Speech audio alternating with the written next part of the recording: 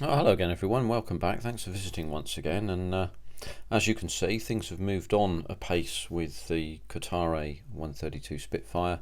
And as I was saying to somebody I joined a live with this afternoon, which was MP Model Plastics, who was making a 172 scale model, that I'd got the paint down onto it, which looks okay, but it's going to need some improvement, and I'm going to do a little bit of that today. But I had a look at what MP was doing, and it's really good actually, and I do give him a bit of a visit. He deserves many more than the I think 60 subscribers that he's got. It's not very many, and he's a really good modeler. So go take a look at him and perhaps knock him a sub, and push his subs along a bit. I think he deserves it. He works really hard and does a good job. But there we are. So anyway, let's have a quick look at this. I've used Tamiya acrylics thinned with Mr. Colour leveling thinner, and they go down really well.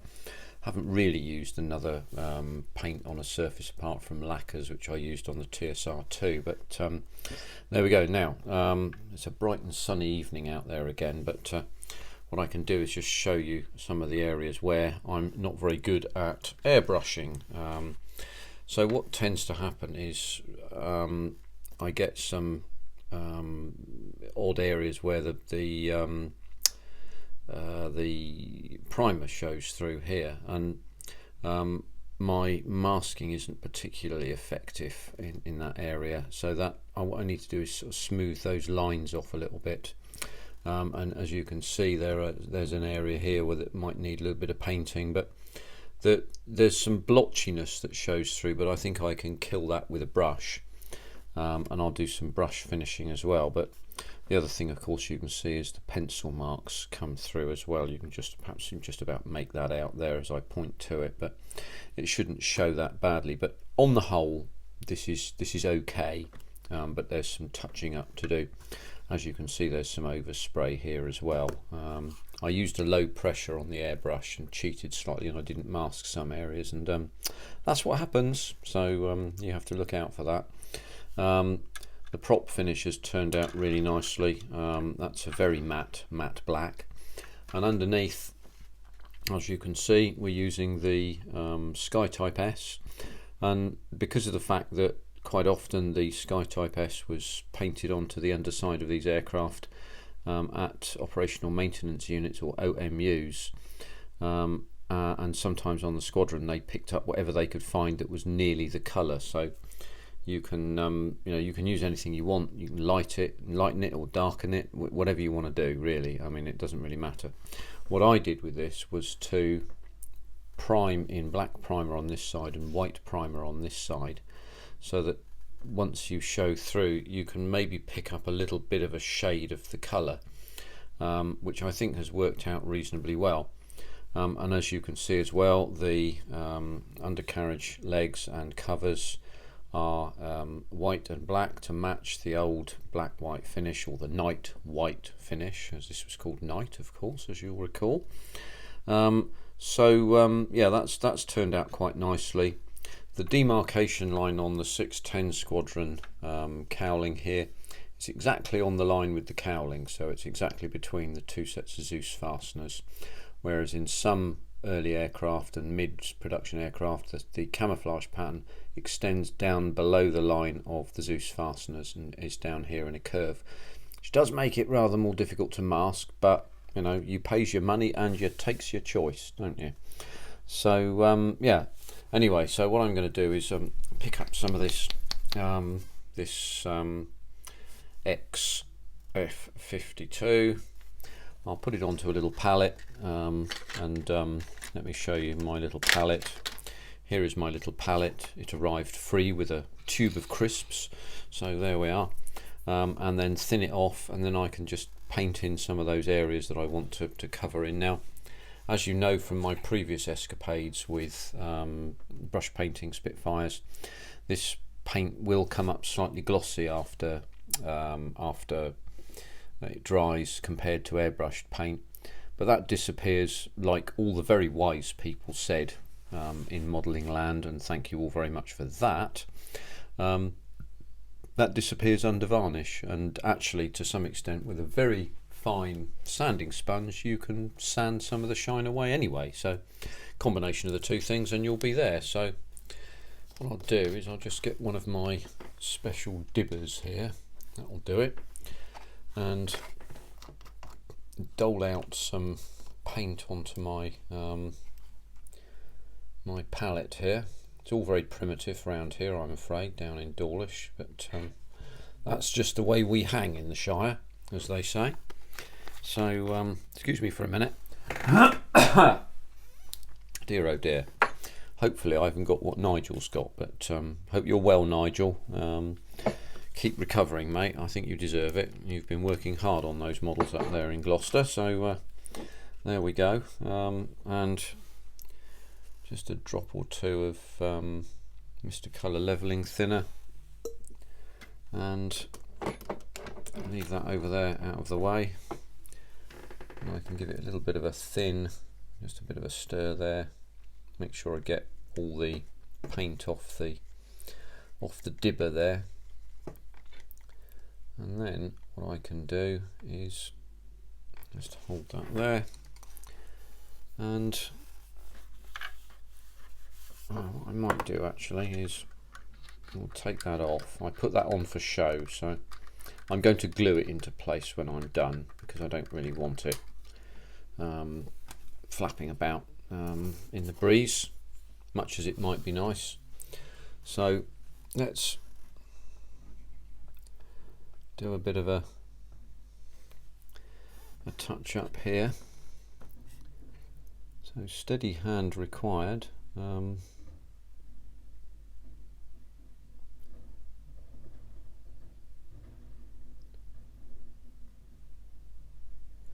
And also, of course, attempt to keep speaking to all of you guys who are taking time out of your busy days to listen to what I have to say. There we go. There's a bit of on the trailing edge there. So what I will do in a minute is I'll show you a little technique that I've developed, which, well, I say I've developed, I'm probably reinventing the wheel. You see that'll show up quite a lot. So what we do is a back and forth motion like this. I'll do it with a thicker brush a bit later. We'll pick up some of these edges to begin with.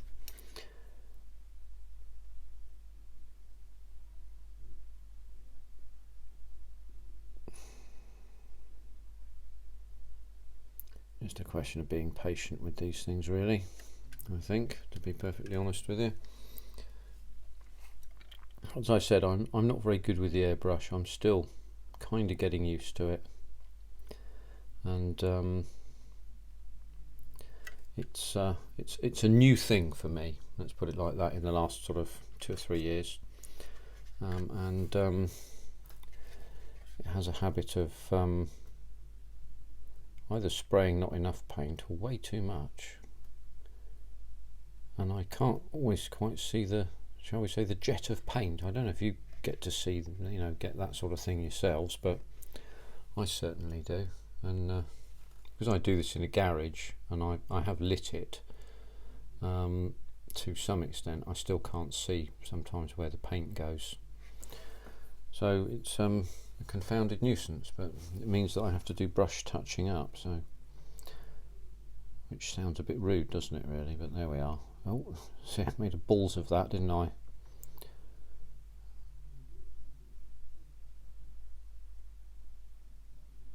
Hopefully that won't show up too much. So the tail plane was one where I do need to do quite a lot. You can see there's quite a lot of overspray there. I may have made a bit of a mess of that.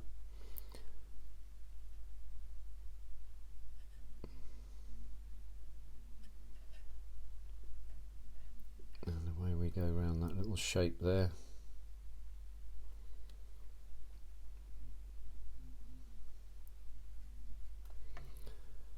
That mark there is a shadow, of course, you can see that, I'm sure.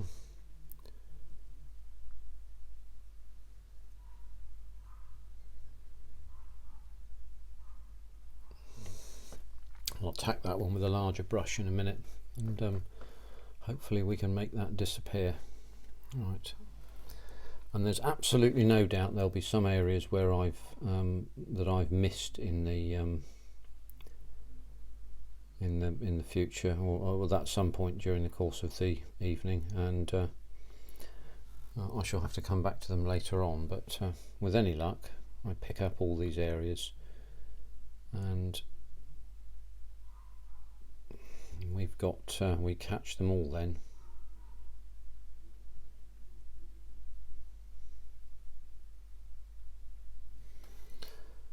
Just over paint that just a little bit.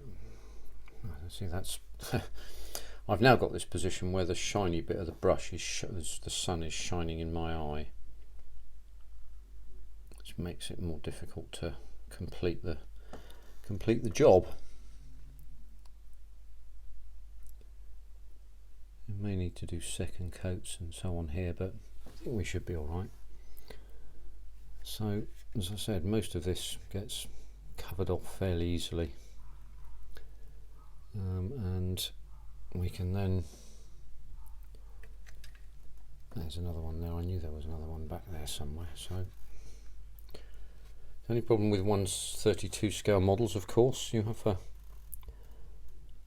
quite a lot of aircraft to move around when you get to this position, particularly when, as you know, like me, you are using a sort of first person view, which I prefer to do, to be honest with you, because I think that it makes it much nicer for, oh, look at that, I made a complete mess of that. I think the first person view makes it much nicer for people to look at, because they can, shall we say, transfer themselves into this much more easily. They can, it's better than sort of being down from over the top, as it were, like that. I believe anyway. Look, I mean, everyone does their own thing, and it's absolutely fine. But this is what I prefer. So obviously the other thing, of course, is some people prefer soft lines on the demarcation, but my understanding is that the Spitfires from this particular, shall we say, vintage, had harder lines of demarcation between the two colours, and therefore that's what I'm trying to achieve here. So let me just find somewhere to put my hand for a minute. I'll put that brush over there. I'll need to clean it in a second. So I'm going to use a larger brush now and use a slightly different technique. I'm going to just brush on, almost like dry brush really, to just to give an effect, and hopefully that works okay, and it stops the paint from being too uniform. I did it on a 1/48 scale kit, as you will remember. That seemed to work quite well, and it helps when you put the weathering on as well. So it's just a back and forth motion. It's in the direction of the airflow as well. And we can just then drop that in there. We'll see how that goes. As the paint dries, it disappears to some extent, and I may be able to use this to just get rid of that overspray mark there. So let's give that a try, shall we?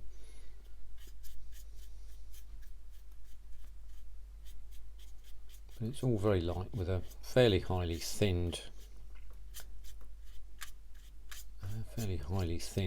paint.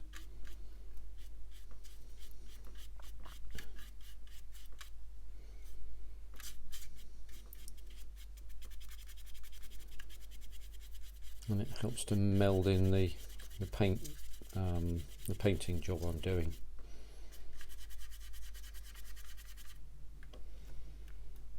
Yeah, so there we go.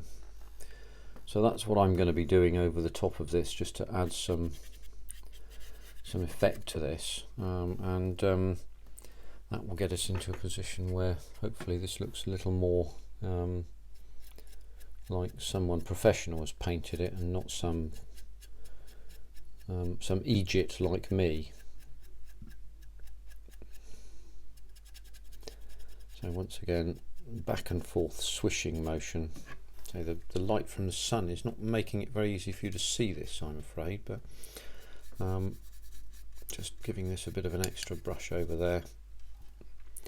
So hopefully what I'll be doing is completing that over the course of the next couple of hours or so, and after I've done all of that, it will then be down to putting a coat of varnish on this, I think, and then applying decals, and then an overcoat of matte varnish, and some perhaps light weathering on this one, and then we'll present it to you, because you're the important guys here, and we'll take that forward from there. So what I'm going to do now is I'm going to do the same thing with the green, but I'm going to do it off camera for you, and because I need to clean these brushes, and that involves me leaving the room for a while. So what I'll do is I'll pick this up with you at some stage in the not too far distant future.